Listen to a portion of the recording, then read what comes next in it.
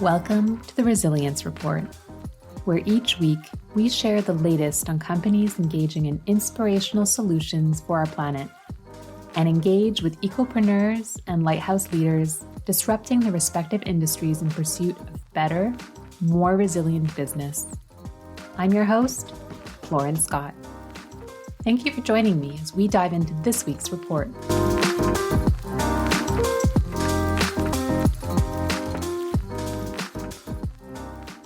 Our next guest is exactly what the world needs in a leader.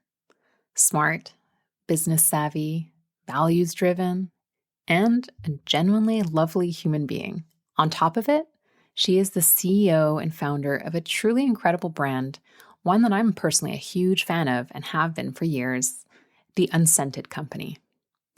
Redefining the notion of clean, the Unscented company offers a full line of natural home and body care products that are exclusively unscented, efficient, and designed to reduce plastic and water by offering refills and solid options.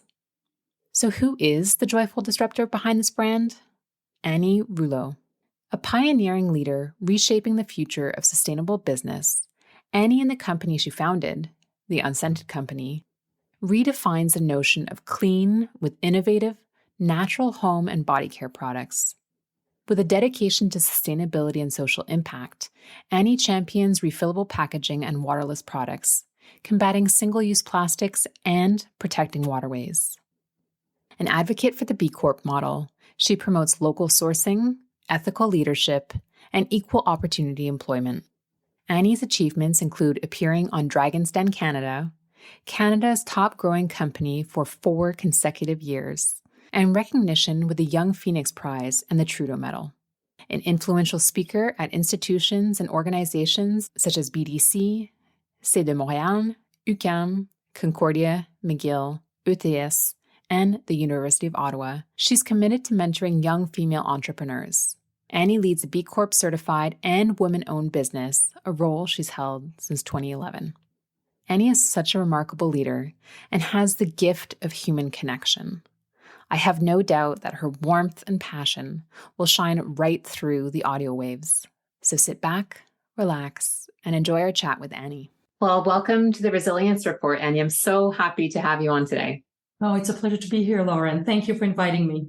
So you're honestly, I told you off air, I woke up and I was so excited to talk to you this morning. You are honestly such an inspiration for many in the sustainability space. For those who are maybe less familiar with you or with the Unscented company, can you share a little bit about who you are and how you have found yourself in today's position professionally? Wow. I grew up, first of all, I grew up in an entrepreneurial family. Both my parents were entrepreneurs. So it's something that I really looked up to because I saw my father building a business as my mother, but I saw them also very involved in the community. And for me, the entrepreneur was someone that, yes, could build a business, was with his family. So I saw my parents at dinner at night. But also I saw them organizing the Christmas parade in Saint-Isidore on the south shore of Montreal. I did door to door to collect some money because my father bought a house of $7,000 to bring in people from Cambodia back in 75 and to offer them a place to stay. And for me, I said, you know what? That's what I want to do when I grow up. I want to be an entrepreneur because I want to be able to, yes, build a business, thus at the same time that I could make a difference in my community. And so for me, that's where it really all started. And I found myself at 40 years old, actually 42. The kids were 2 and 3 years old. And one morning I woke up and I said, okay, if I don't do it now, I won't do it. So I just, obviously the unscented product. So I wanted to create a business. I wanted to create a business that would have an impact on the environment also, and as I said, on the community. And for me to really design a line of home products and body care products and hair care products, I was able to really formulate products that were healthier, fragrance-free, dye-free, vegan, natural-based ingredients, but also at the same time address another big environmental issue, which is a single-use plastic packaging. So really at 42, I said, okay, that's exactly what I'm going to do. I'm going to launch a natural home and body care products that will be designed to reduce your plastic footprint. And it was clear, and I knew I wanted to grow up in that space. It really fulfilled what I'd seen of my father as an entrepreneur. And I was able to add also to the dimension of the environment. And it was good at 42 because I guess I had the experience of working elsewhere and working also with my parents, and old enough also to know what I wanted. So, and I ended up, now it's been 10 years that the business has been open, but only, I would say 2016, 2017, when I launched the Unscented company. That's an amazing journey as to how you've gotten there. You described it as being kind of that natural home and body product line. Can you help explain a little bit more too as to where you do sell, where the Unscented company can be found for maybe those who are less familiar with the brand itself? Absolutely, yes.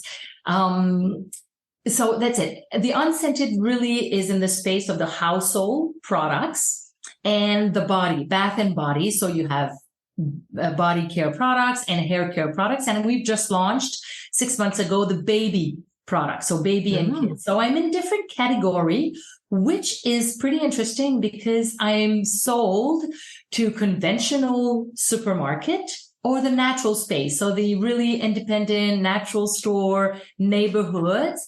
I'm sold in pharmacy also because of the body and body care product. And you know who's my nicest and biggest customer? It's Canadian Tire. Of all retailers in Canada, I really, when they approached me, I really wasn't sure if I wanted to be sold at Canadian Tire.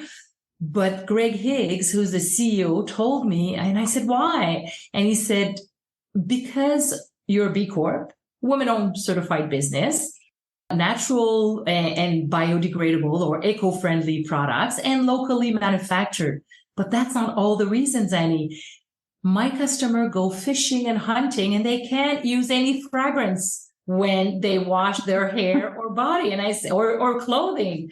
And I said, yeah, oh my God. So I am also available at Canadian Tires and some hardware stores throughout Canada. So mostly now, I would say 6,000 point of sales in Canada and about 1,000 now in the US. So it's really picking up. It's incredible to see when there are those unexpected kind of parallel opportunities to go to market as well. That's a really neat one. I'll keep an eye out at Canadian Tire going forward. And sometimes it's the least place you think that turned out to be my best retailer. So I really wasn't expecting that. And I'm telling you, Lauren, I almost declined it because I did decline a few customers. Right now, it's not the right timing, like a Home Depot or a Walmart. I wasn't ready for that. And my customer base wasn't ready also. And so Canadian Tire, I was afraid. I said, oh my God, can I actually pull that one off? But Greg Higgs had the right women-owned businesses on the shelf at Canadian Tire. I need to say yes. If not, no one will be there. Well, that's incredible. And you mentioned at the heart of the development was the idea of reducing single-use packaging. And that is certainly where I became first familiar with the Unscented company, was the idea of refilling my soaps at different local stores and that sort of thing. What made you want to start incorporating that into your business model? Absolutely. It was actually right at the beginning. That was the purpose of the business. That's one way of reducing your plastic footprint. It's by reusing your bottles and going or refill in store or refill at home. So it was really part of my business model to always offer what the customer knows. So the startup kits, the startup formats, but always 100% of our product has a refill option or a solid option. So you've got your shampoo refill, or you have your shampoo bar, plastic free and water free. So that was really to be able to achieve one of my best KPI is how many bottles of plastic have I saved through the years? And last year it was 1.2 million bottles. Why? Because people like you, Lauren, went and refilled and reused their plastic bottle. Because a single-use plastic packaging is not just your bottle of water. It's your bottle of shampoo and your laundry bottle also. So that really was right at the heart of my business model, although the pandemic hit and all the refills at a very difficult time. So all of my little stores with refill didn't have grocery. They really had a rough time. So we saw a decline in the stores, but I saw an increase for people on the web buying the refill stations. Okay. So they did in-house refills. So my concept really, we continued growing, and now 50% of my business are refills. Wow. So we're really, truly meeting my mission of reducing plastic packaging, and it will always be in my business model. And there's one other thing also that I think we need to really pay attention is that when we have those refills, you are also giving the opportunity of stores in local community to have customers going back to refill. And so if I became an online business only, or we would lose that. And for me, that's important that I continue having my products available in the smaller natural or conventional stores that are very local. And for me, that's important. We need to continue supplying everyone, but make sure that web will always be maximum 20% of my business. The rest, it's brick and mortar. And first of all, it diversifies your risk. We've seen it with the pandemic. It can happen again. So you got to be first where the customers are, and you got to also follow your gut feelings of, okay, the customer is there. He's not just online. He might do his grocery online, but he's going on Saturday afternoon at brunch. For me, it was important to be everywhere. It sounds like you fostered such a deep relationship, obviously with your customers, but then with your retail partners. How do you choose which retailers to work with? Because it does sound like it's a very conscious part of your decisions along the way.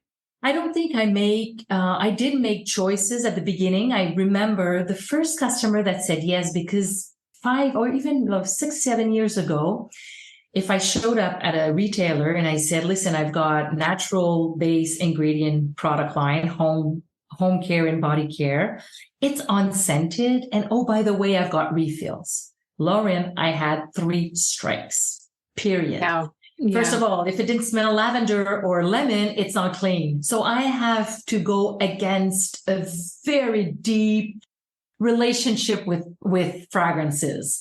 It's not that I don't like fragrances. I don't think we need it in everything we do in our life and everything we wear. So the first customers that actually said yes to me were yoga center.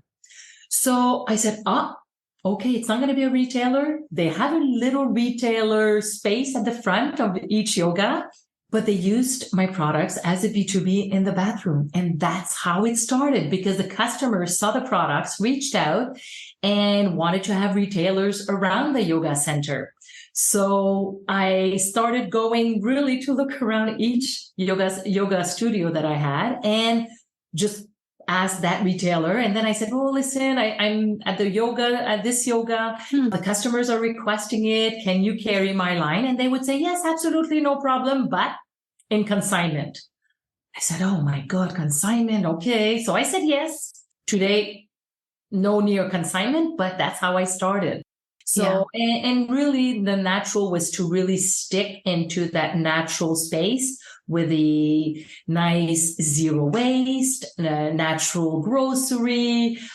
So that really was the first, I would say, grassroots retailers that I really fostered and made sure I took care of.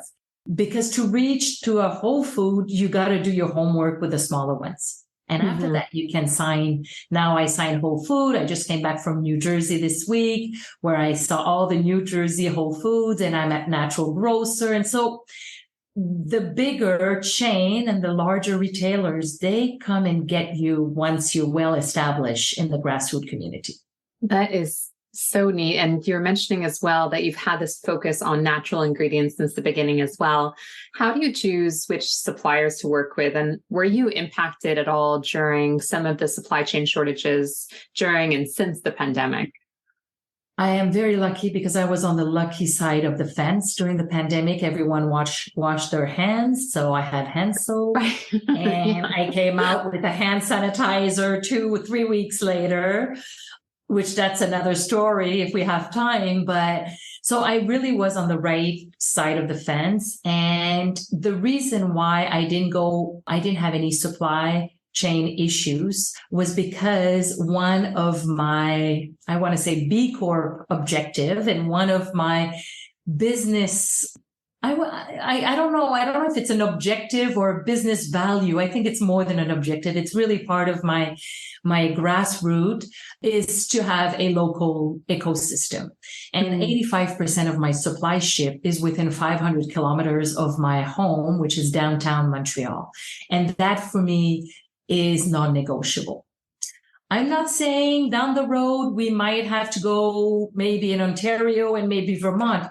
I'm not saying that, but when we started, I was able to really pick and choose businesses that were here in Quebec and try to make this business as local as possible. So when the pandemic hit, I was not waiting on containers on the water. When the Vancouver strike at the port, I was not waiting for my containers. So I realized that right now, with all the turbulence worldwide and the inflation and the costs of shipping on the water is massive. There's so many uncertainty right now that being local and focusing on that was one of my value because I've got kids and I want them to work in Quebec, turned out to be a good business strategy.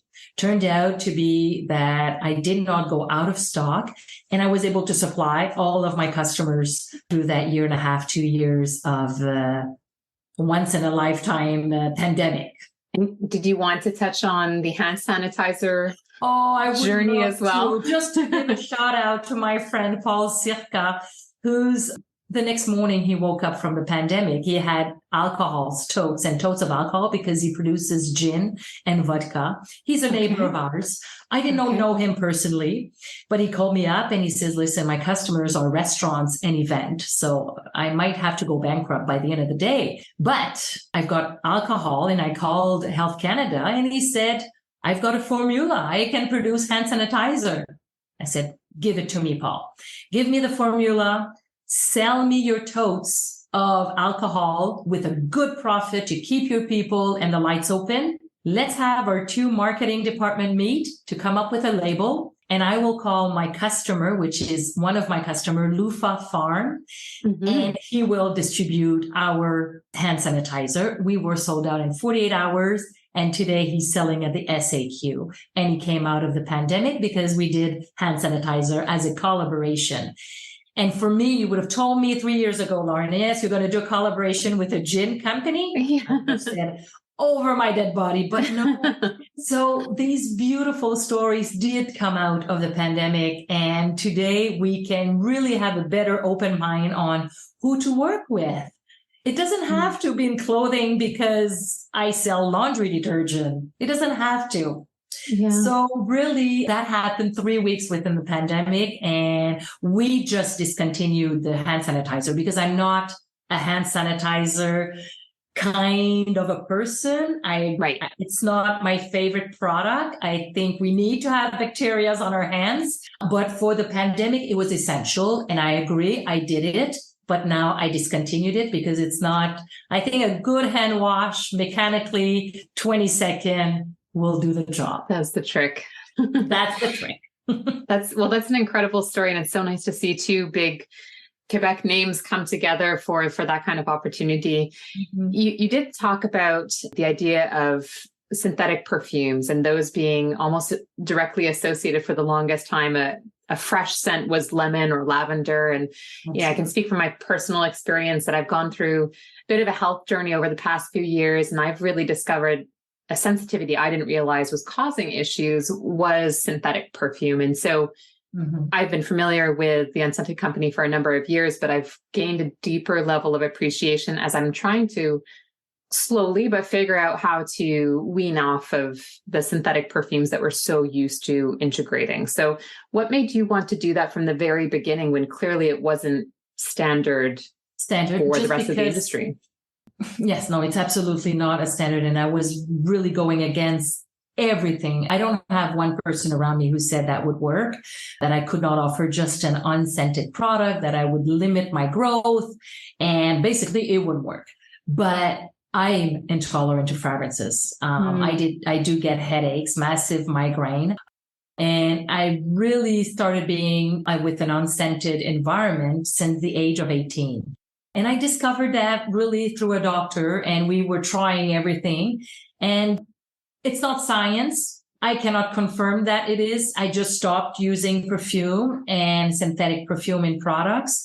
And I did not have a headache after. So for me, I kind of put one and one together.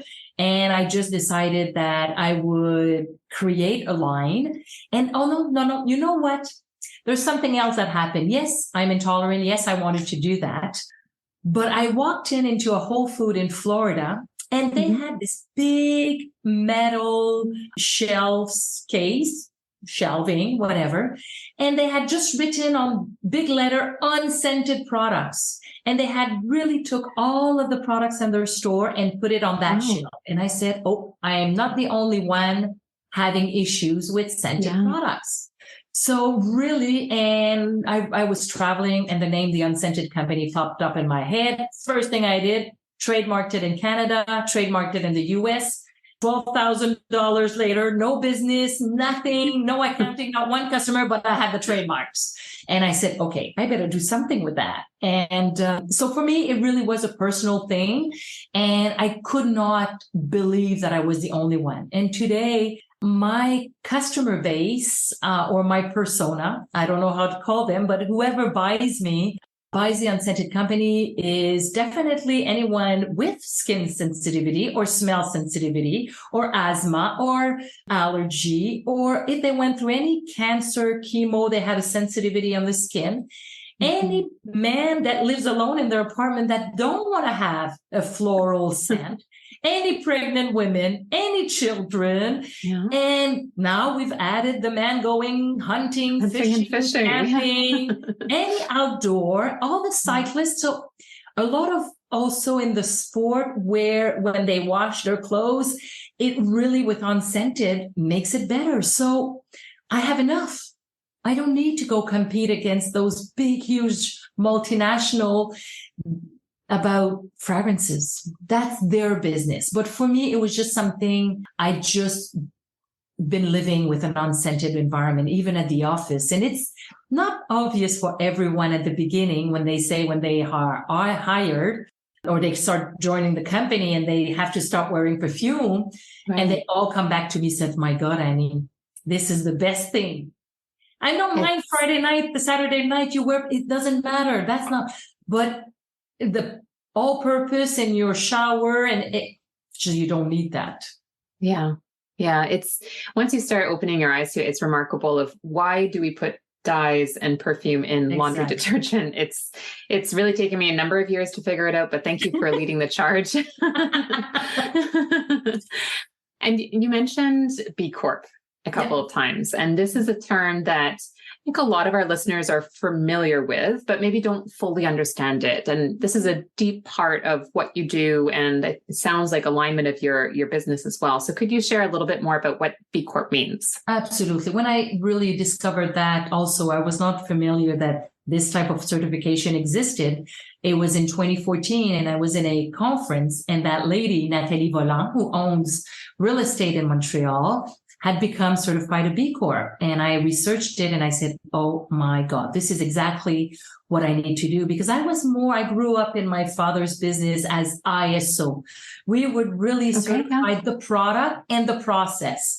B Corp, you certify your values. It's really looking at the business with the 3 bottom line. So you look at it as a profitable business. You don't have a choice. You need to make money. If not, banks won't like you.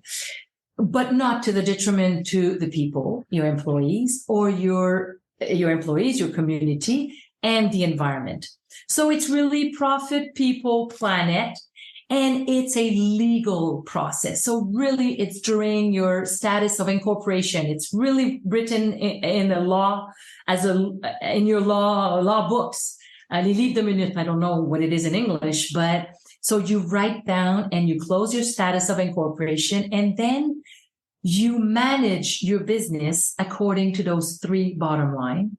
So on the governance, on the employees, on the product, on the community, and that's it. On the product, I think I've said them all, but so really as you look at all of the values that you have inside your business, and that's what you certify, and you set yourself some goals, and you have to, it's a big assessment. You've got to meet certain criteria, and no one cannot just become B Corp tomorrow morning. You really have to set up a business model based on doing good. Use your business. Their tagline is use your business as a force for good, which really resonates for me. I think we have a voice when you're an entrepreneur. You got to use that voice, and you got to use your business also to do things differently and with better KPIs that are not just financial KPIs, but they're KPIs on as much on the level of satisfaction of your employees to the level of your footprint left behind in the environment. So it's a bit tough for me because I'm not an expert on B Corp, but once you get into it, it's like an ISO. It's a process. And you look at every single department. You look at your policies. My purchasing policy. Well, my policy is to make sure I buy local first. If it can be a woman-owned business, I would like that also, because now I'm only at 12.6% of my supply ship that are owned by women. We have an objective of bringing it up to 25. So you have a policy. Be local. Second, if it's a woman, even better. Third, what type of ingredients we want. We send them some questionnaire to look at where do they stand on, let's say, on JEDI, which is justice, equity, diversity, and inclusion. And they might not have anything right now. It's okay. It doesn't matter. But at least we're opening the conversation. And for me, that was important to do. And we do have listeners who are entrepreneurs as well, or just even leaders within their organization. If they're interested in becoming B Corp certified, what does that process look like? And is it better, for example, this is a question I received recently, is it better for let's say a startup to get involved, or can a large publicly traded company go towards this? What does that look like? You know what? It's all of the above. I did it. I had only one employee and maybe $500,000 sales. And we had 3 years ago, Nespresso and Danone, who became B Corp certified. So they're very large companies or startup like mine, and everything in between. And I think you've got to have the right mindset, the right management, the right also objectives from the top people. The top people needs to really be on board, because it's everyone's business to become it's everyone's job in the business to support the B Corp, not just one person. Like, you don't come in the office and say, okay, you're going to be in charge of B Corp, get us certified. This will never happen. Right. I think it's everyone's business, and you really have to get everyone on board, because it's not an easy process, but it really aligns everyone toward the same objectives, the same goals. And it really also gives you all the tools when you hire people, that you hire them because they believe in your mission, they believe in your vision and your values. So really all of that, B Corp will help you. So you can do it as the beginning, because for me, it was really setting up a strong foundation. That's why I did it. I really wanted to build my business on a foundation that really recognizes my values to the heart of this business model. And so B Corp was that. You see, and I'm not ISO 9000. Whatever it is. I decided just to stay with B Corp, and now being GMP mostly on the process, but B Corp was the first certification I got. Can you speak to GMP a little bit as well? I know it's a separate conversation there, but would you mind diving into that a little bit further? Yes, the GMP, which is the good manufacturing process. Okay. And that really, I'm at the point now, I need to make sure my process, my quality have a notch more organization. Well, you need to get to a certain volume, but now because we're a B Corp, because we have already the process, the policies, and a lot of also information, it's much easier to get any other certification. But yeah, by March of next year, we got woman-owned in 2021. This year, 2024, it's going to be GMP. Wonderful. And to go back to what you're doing right now, I know you are so busy. You said you flew in yesterday, you had a photo shoot this morning. Are you working on any, maybe one or two projects in particular that you can share that you're really excited about right now? Oh my God. To be very honest, we launched the baby line this year. So it was a big year to launch. And right now, I'm really looking at some innovation in 2024 on how to reduce water footprint. So with our refills, with our solid products, plastic free, now we need to really do water, because 20 years ago, I grew up in businesses where we talked about carbon footprint. It was all about carbon footprint. Now we are addressing plastic footprint. We don't have a choice. Everyone needs to address the packaging. But in 10, 20 years from now, and maybe before, but let's put 15 years, we will be talking about water footprint.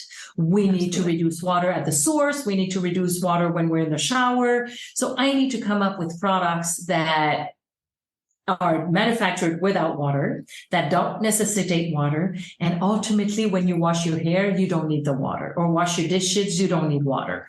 So we need to, and how far am I going to get? I don't know, but we need to talk water footprint. And I think the more we're going to look into that, I have 4 new products coming out next year with that in mind, but we need to go further. We need to make sure. And at the same time, I want to open the US. So I'm traveling in the US trying to get a bit more customers, knocking on doors and saying, hi, I'm Anie. I'm the owner of the Unscented company.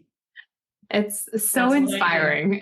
And it's so exciting too, that you're, in the problem, you're finding all of this innovation too. It's really incredible to see. And that's, the whole idea behind the Resilience Report is to see how our entrepreneurs in this space being creative and coming up with these solutions. I can't wait to see what 2024 is going to look like for you. Oh, me too. And really, it's going to be a good year. I think for all of those entrepreneurs out there, we need to make sure that we prioritize next year carefully, because it's going to be a tougher year. We know that, but knowing that, we're going to get ready for it, reprioritize, and usually it's the right time to work on automation and innovation. Use that time to do that. So I am looking forward to it, because I know we'll experience a little slowdown, but I know what I'm going to do when it's going to slow down, and I'm anxious to start doing it. And you mentioned you grew up in an entrepreneurial household, so you can definitely see where that piece came from. From the sustainability side, was there a specific moment where you decided this was going to be part of your future, or has it been more of a gradual process?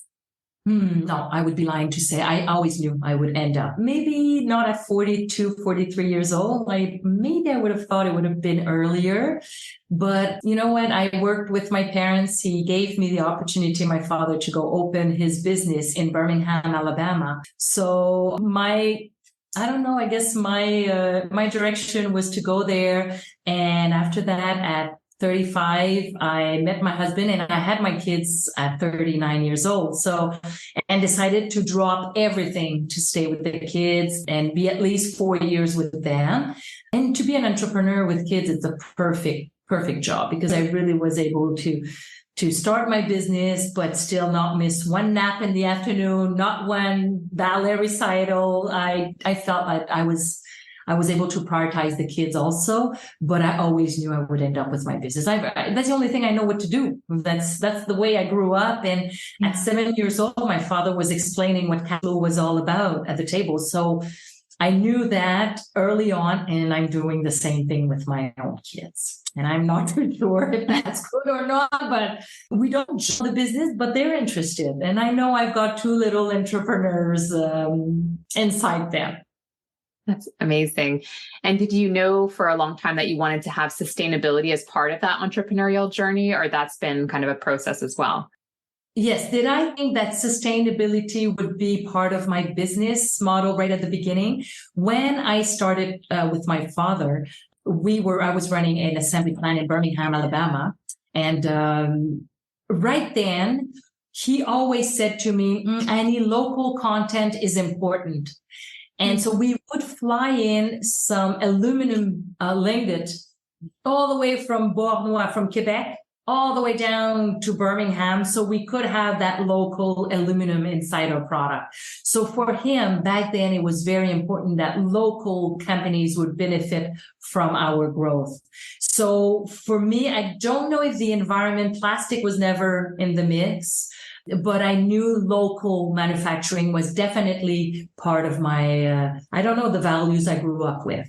And it turns out that having a business in soap, because ultimately that's what I do, Lauren. I'm a soap company. Okay. And a soap company, by definition, has a lot of plastic. So I said, you know what? Okay, let's make sure that we address that problem within our company. Because I'm still producing plastic. I'm still putting single-use plastic packaging in the market. I'm part of the problem, but knowing that we need to address it and we want to be part of the solution.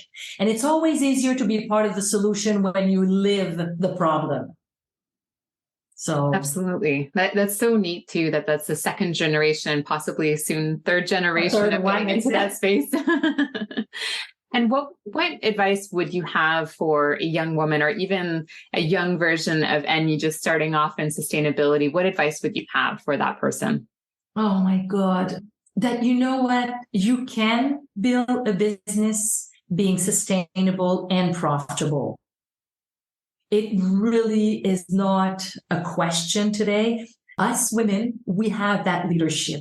We have values inside us that are really, I want to say, more feminine, and which is okay.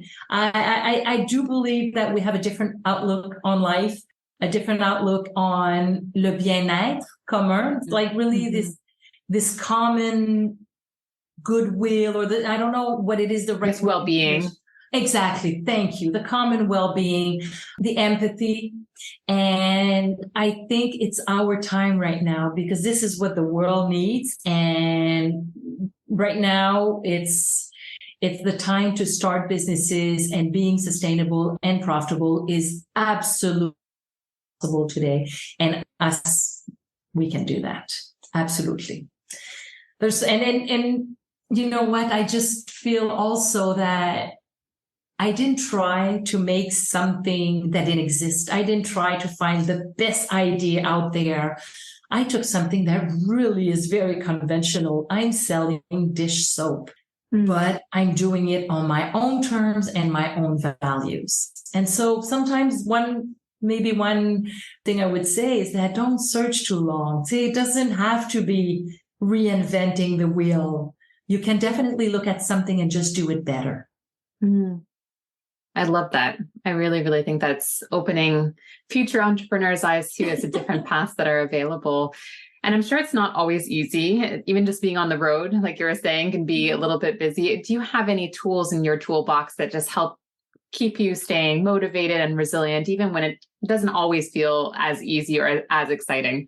For sure. There's days that it's tough when you start. There's always the financing part of the business that's always a bit challenging. And it's challenging at the beginning, it's challenging at the middle, and it's going challenging all the way down the road. But I always come back telling myself, Anie, you're only selling soap. Relax. And it really helps me. There's people out there that are doing stuff much more courageous than I am, that has lives of people in their hand. I don't.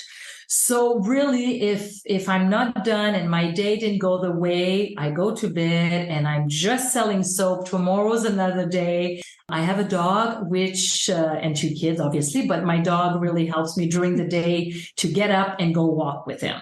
And I think that 20 twice a day really helps me to just step back a little bit and just tell me, okay, relax now. Let's take this. I'm not a personality that panics very easily. I pretty much stay calm, but I do have to talk to myself to stay calm, even though that's part of me. And that's how I just, je relativise, I'm trying to make it also not always something where there's always a solution. There's always something. Yeah. And maybe, you know what? No, because now I'm thinking about it, but I learned maybe a bit too late because now I'm 54 years old next week that maybe I would have liked, don't be shy to reach out because we're all there to help. Mm-hmm. It's unbelievable. When I reach out somebody, I tell them something, there's a solution. Yeah. And I did not do that enough. I didn't do that growing up. I didn't do it. Now I do it maybe because I feel more secure or more confident. But my God, everyone's there to help you. So that, you know what? I'm not afraid anymore to just reach out and ask for help. And what's the best place for our listeners to check out more about the Unscented company? Is it a website? Is it social? What would be the best place? I do handle only my LinkedIn, so no one touches my LinkedIn, but definitely social media. We're not active on TikTok, but definitely Instagram and Facebook and the website. And we're, like I said at the beginning, we're now in stores. So I kind of like the people to go out there in pharmacies and Metro and Sobeys or across Canada and Bulk Barn or Canadian Tire to just make sure that they go and do purchase their products in the store to keep us all alive.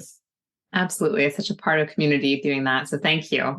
And we like to end every episode of the Resilience Report by asking the same question, which is, what do you think it will take for businesses and leaders to be resilient going forward? I think we had a very big test on resilience right now. I think for entrepreneurs going through the pandemic, and after that, us in Quebec, we had a shortage on main-d'oeuvre, on people, employers. Yeah. We had inflation. We had supply chain issues. We have turbulence, geopolitics turbulence right now. And we're going into a very 2024 that we will need to really make sure that we keep our priorities straight. Mm-hmm. So I do believe there's a lot of resilience that has been shown by entrepreneur and that we're not done.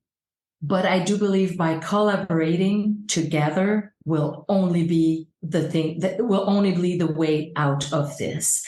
And my little story with Circa was exactly to finish on that note.